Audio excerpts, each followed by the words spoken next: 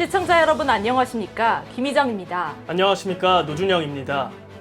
택시기사의 연간 매출이 3천만 원 수준으로 퀵이나 배달 대행 서비스인 늘찬 배달업에 종사하는 소상공인과 비교해 3분의 1 수준인 것으로 조사됐습니다. 네, 그렇습니다.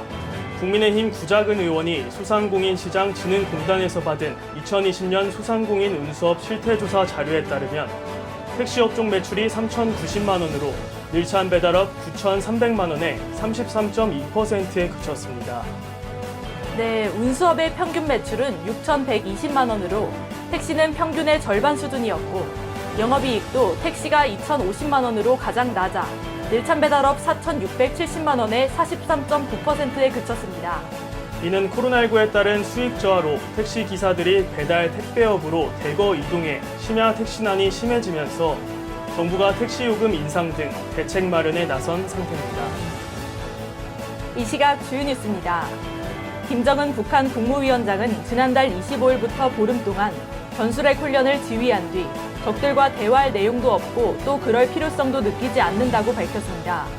10일 북한 조선중앙통신에 따르면 김 위원장은 이번에 진행한 실전 훈련들을 통해 전술핵 부대의 전쟁 주도권 쟁취에 임무를 부과할 수 있다는 확신을 확고히 가지게 됐다며 이같이 언급했습니다. 윤석열 대통령이 북핵과 관련해 굳건한 한미동맹과 한미일 안보 협력을 바탕으로 대응 체제를 구축해 잘 대비해 나가겠다고 말했습니다. 한편 야당의 친일 국방 공세에 대해선 현명한 국민께서 잘 판단하실 것으로 생각한다고 일축했습니다. 더불어민주당이 윤석열 정부의 여성가족부 폐지안을 두고 반대 의사를 표명했습니다. 민주당은 11일 여가부를 폐지하고 복지부 내 차관급 부서로 흡수하는 정부의 개편안에 대해 지난 대선 때부터 일관되게 반대해왔던 사안이라고 밝히며 여가부를 오히려 성평등 가족부로 확대해야 한다고 주장했습니다.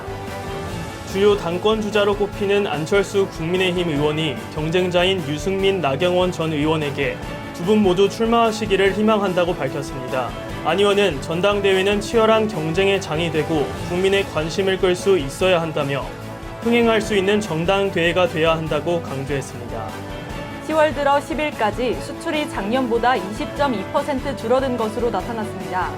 주요 하락 품목으로는 석유 제품이 21.3%, 무선 통신기기 21%, 반도체 20.6% 등으로 하락세를 보였습니다. 지난 2015년부터 올해 8월까지 7년 8개월간 외국인이 사들인 전국 아파트는 총 3만여 건에 달하는 것으로 나타났습니다. 이 가운데 중국인의 매입 건수가 18,465건으로 전체의 62%에 달하며 제일 많았고 이어 미국인의 매입이 5,855건으로 19.6%를 차지했습니다. 집을 포함해 자산을 모두 팔아도 부채를 다 갚을 수 없는 고위험 가구가 38만 가구에 달하는 것으로 나타났습니다.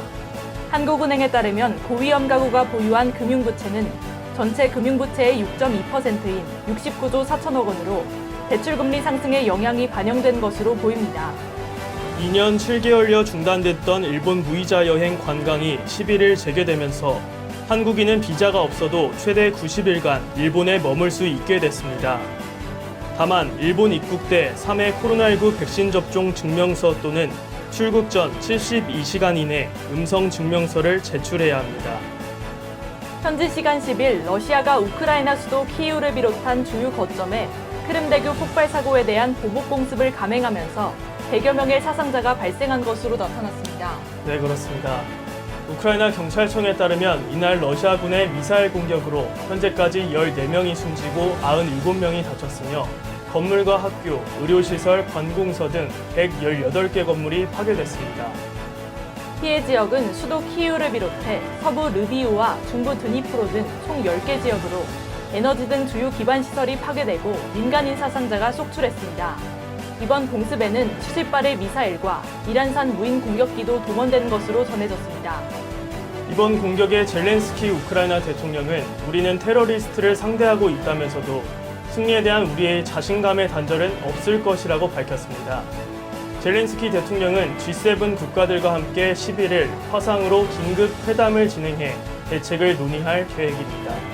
이 시각 주요 뉴스였습니다. 오늘 영상이 유익했다면 구독과 좋아요를 눌러주시기 바랍니다. 지금까지 노준영, 김희정이었습니다.